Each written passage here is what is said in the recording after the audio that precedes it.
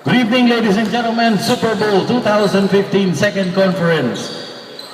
The winner for tonight, the blue team of Mr. Lloyd Luage, our reigning most valuable player, Dagul, scoring 27 points, hauling 14 rebounds with 9 assists. Sana lang, pre, sayang, no?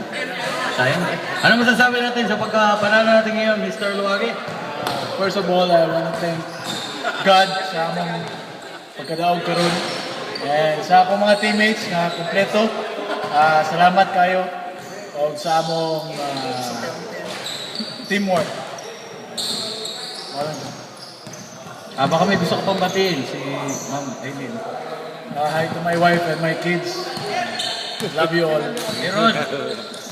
Sa mga kaibigan natin sa stage.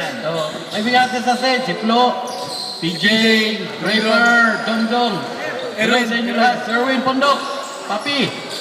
Ingat kayo lahat. And this is Mars Pogi. Out.